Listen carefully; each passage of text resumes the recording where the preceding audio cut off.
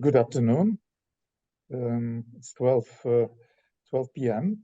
It's time to start the next session of the social finance vibe, and we would like to discuss now with you the results of a study that had as a goal exploring the potential of using various kinds of support instruments to support integration of migrants in three areas: microfinance, housing, and social impact investing. And we'll focus actually on microfinance. So what type of instruments can be used to support entrepreneurial migrants? And my name is Grzegorz Galusek, and I'm today here with two great experts. Anna Żurek, who is financial instruments advisor at EIB, but also Desmond Gardner, also financial instruments advisor at EIB. Just a couple of household rules. You can, of course, ask questions through the chat box. So that's relatively easy, but you can also raise your hand, and then we will allow you to speak by switching on your mic. And unfortunately, the system doesn't allow us to see you. So, but you can always request if you would like to pose a question by raising your virtual hand. So this session will last only 20 minutes. And we'll have a short poll during the session, but also a very brief standard session evaluation at the end of the session. Now, because we're limited in time, and so without any further ado, I would like to ask Anna, could you maybe say a few words about this study? What was it all about, and what were the key findings of it? Hello, good afternoon. My name is Anna Żurek.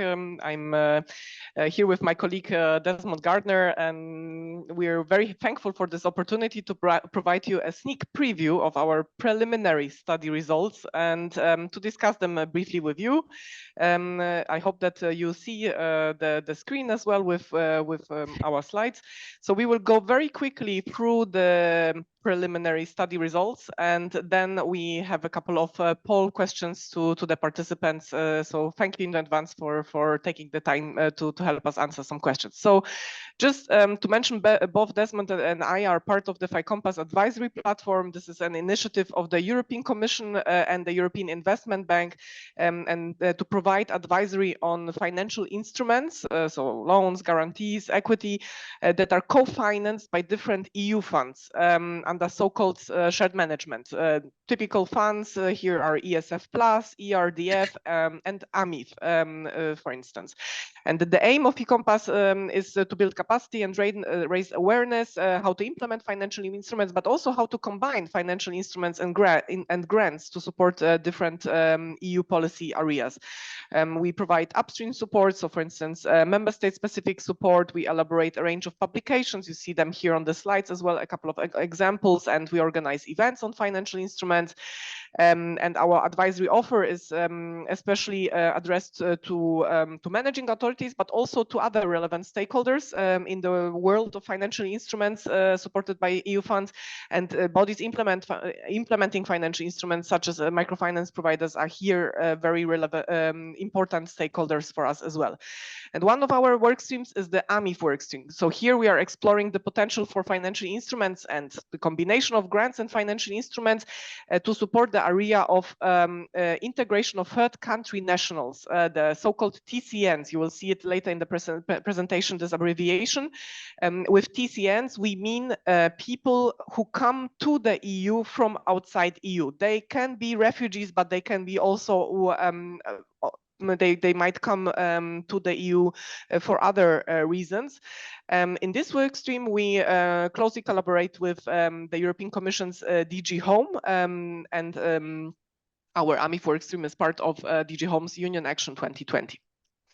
And just to set the scene very quickly, to what our AMIF study that we discussed today is. So this is it's part of our Fee Compass AMIF work. In the study, we're looking at the potential for financial instruments and also the combination of grants and financial instruments to support 3 key areas that are relevant for third country nationals. And one of those areas is microfinance, and it's actually the key area that we're exploring.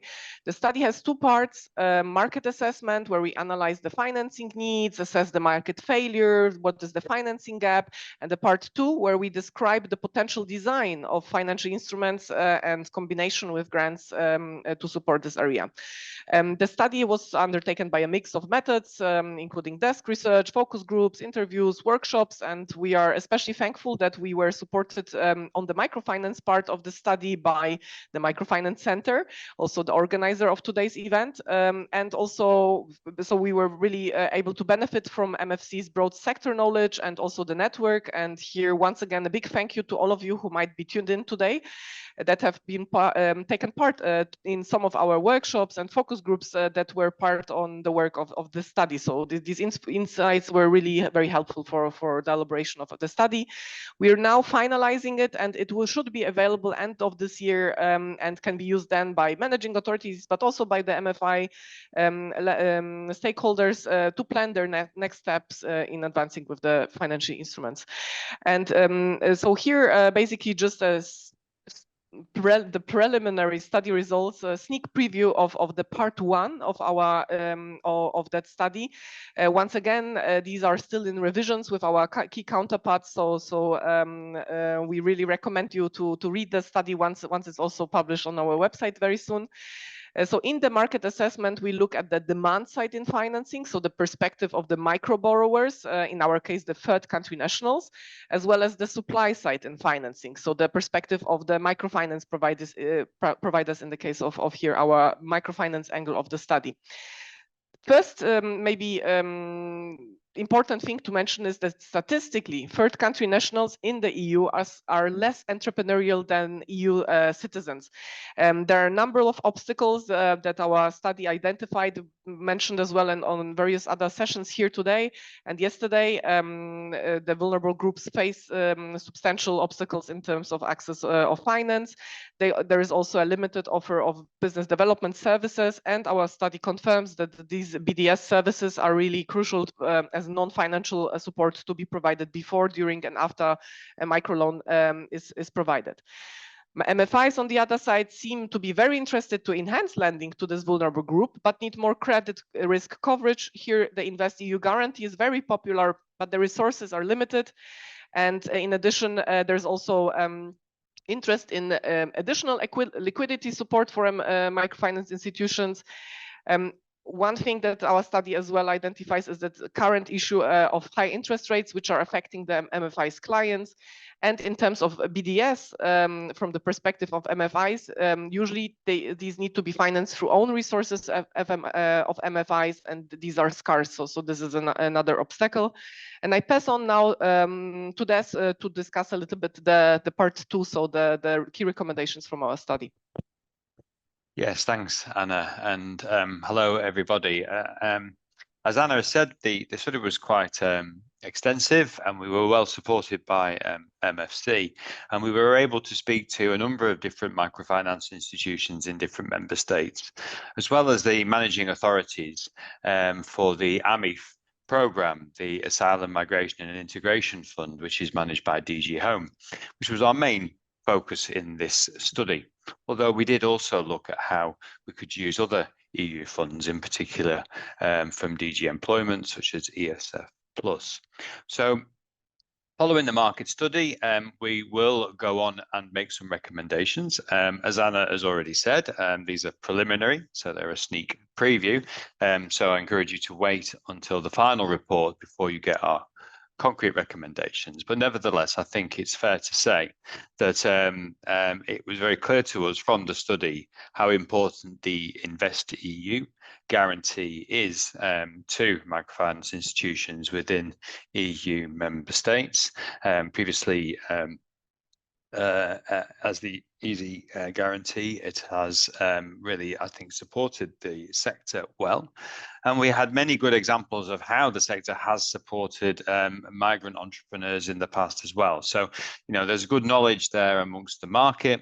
And there's a tried and tested product, which happily is extending into this current period. And I do believe, I think, as you heard yesterday, that this product, which is managed by the EAF, is already oversubscribed. So I think that's a very encouraging sign in terms of the level of demand. And also there is the opportunity through member state compartments for additional resources to be committed in there in the future. So I think we highlight that as an opportunity which hopefully will be considered. And Desmond, excuse me, would you mind actually explaining what is this member state compartment? People may not be familiar with the term, with the concept. Yeah, sure. Thanks, Gregor. Yeah. No, so the InvestEU is funded at the European Commission level.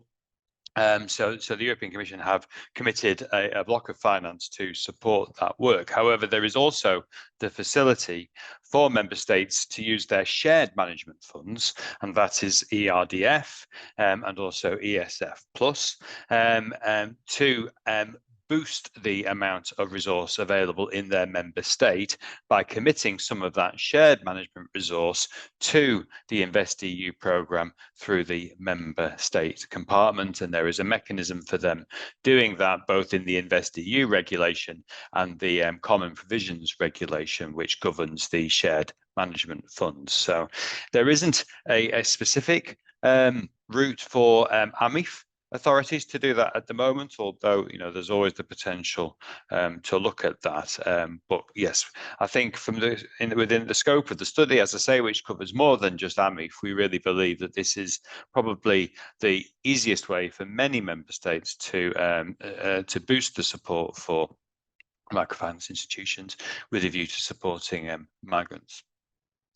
Now, alongside that, I think we also noticed the very positive feedback we received around the business development support pilot that was run in the last programming period, which allowed grant to be contributed to microfinance institutions to support their non-financial services tailored to migrants and third country nationals. I think that we heard a number of good examples of how microfinance institutions have shown themselves to be well adapted to provide these services to third country nationals, and we therefore have identified that in the report as being another important avenue that should be investigated in the future. Of course, it's not straightforward. There are going to be issues, not least the issue around eligibility for DG Home. They look to support third country nationals. They have quite a narrow definition of that, which covers people who travel from outside the EU into the European Union. And I think in other circumstances, we've seen the definition of migrants to be wider, to cover both migrants from one EU country to another, and also second and third generation people with migrant backgrounds. And those people may well still be in vulnerable groups, may well be eligible under other EU strands, such as ESF Plus, but it's not as clear whether that is the case for AMIF. So those are the sorts of things which need to be discussed and considered in the future. But for me, I suppose a personal point would be that MFIs should certainly be considered as potential partners for the AMIF managing authorities. There is one managing authority for each member state,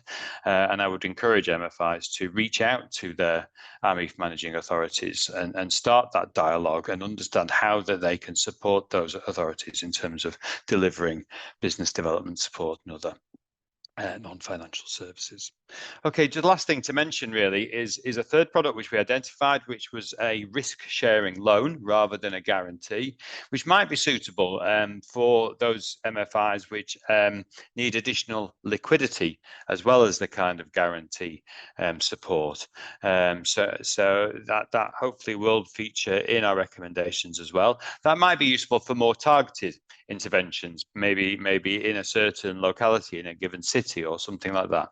Who knows? But I think there's certainly the option to do that and to combine the loan element of the financial instrument with some grant, again, for business development support, or maybe an interest rate subsidy or other types of activities. So there are lots of opportunities, and we look forward to seeing how this sector develops in the future. And hopefully in our report, we can provide a framework for that to take place. Anna, maybe I'll hand back to you. So maybe we can start with our interactive part of this session. So we prepared 4 short poll questions for the participants. I see we have some participants here. So thank you very much for taking the time and replying to us, providing us the replies.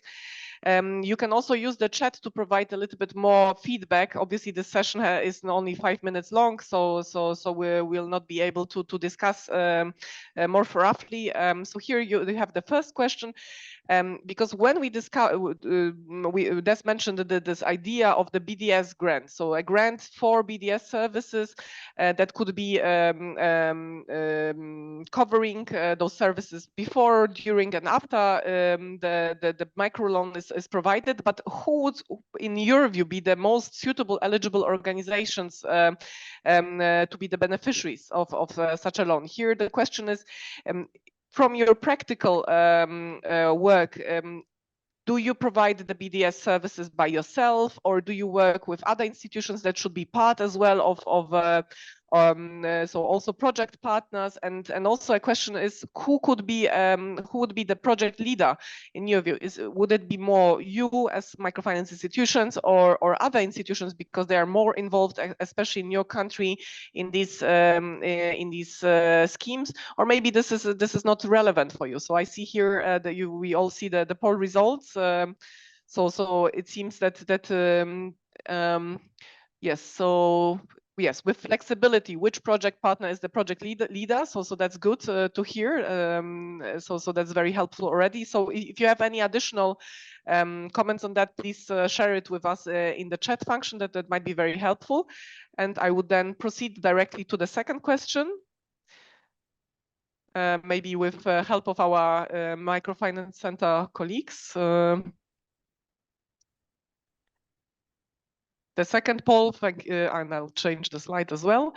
So I hope that you see it still. So the question is also, if EU resources are used here, and especially this AMIF resources, so for them from the Asylum Migration and Integration Fund that are specifically dedicated to third country nationals, would you be able to demonstrate how this support actually reaches this particular vulnerable group? This is a little bit connected how you collect maybe data on your clients. So would you be maybe already at the grant application stage to provide some kind of track record or past experience working with third country nationals as a client group? Or maybe you don't do it now, but would be able to do it in the future as well, to provide such concrete reporting on this particular group, or is it actually a challenge? So that's quite interesting for us. I see that here we have quite a heterogeneous reply, so that's also quite interesting for us. And please, if you we don't have now the possibility to discuss it in detail, but please use the chat function as well, or approach us after the event to discuss more. Maybe we can proceed with the next question in the meantime. So this is just a very short question. Potentially in the future, we would like to as well to involve the managing authorities more in this kind of grant schemes, even if the first grant scheme might be provided it on EU level. And for that, it would be good to involve them somehow in the process of evaluating the projects, and to maybe have some kind of lessons learned exercises with them. Would you be willing to undertake such an evaluation or lessons learned exercise as part of your project finance through such a grant? So I see here at least two 3 persons are at least potentially willing to do so. So that's a nice first feedback. Very good. And maybe the last question, because we're running out of time as well. This is a very general question on the additional support that you plan to use or already use in terms of what's available in the 2021-27 programming period. So are you using the InvestEU microfinance guarantee? Are you using or planning to use a loan with, for instance, EIB or CEB? Are you using or planning to use any shared management financial instrument support in your member state? Are there any local, national, maybe support forms that you're using? I think that you can here use click even multiple answers. And this question is quite important for us just to mention, because obviously this BDS grant would need to be complementary to the other forms of support that are there. So I see here that there are quite a number of interesting answers. So and also that I think that the majority of our participants are planning to use other forms of support. So thank you very much for that. So we can close this poll. And I can just recommend you to, if you have any further feedback to this preliminary results and this short polls that we used today, to approach us by email. And we also plan, as a follow-up of our discussions as well, follow-up activities. So once again, thank you for all those who already participated in those in the last months, and we will continue them as well and approach you as well very soon. Over to you, Grzegorz. Thank you so much, Anna and Desmond. I think it was great to see the result that you showed, and it's really encouraging that microfinance actually is so high on the agenda in terms of support for migrants, and this new wave of instruments is recommended for the European Commission, that will also actually put microfinance much higher on the map. I think that then in comparison with the position it has been, especially in some countries which struggle with for recognition for their work on integrating various types of excluded group, including migrants, and also it's really encouraging to see that BDS has been highlighted as one of the main ways of improving migrant integration. Microfinance institutions for years have been struggling to address the BDS issue, and it seems that if the results are accepted, of course, by the Commission, we'll be able to really support both the institutions and migrants. Hopefully, all other groups that microfinance institutions have been targeting as well, with very meaningful support and way of integrating them economically with the society. So thank you for that. Did you have any other quick remarks, Anna and others? Just to repeat, thank you for having us, Grzegorz. It's nice to have the opportunity to share the preliminary results. Thank you so much. Thank you for participating in this session. We have still a quick evaluation, so please fill it out so that we can improve, of course, and see what you thought about this session. Engaging and useful, very good. So it's always nice to hear this kind of a feedback. Thank you again, and see you at the next sessions of this conference.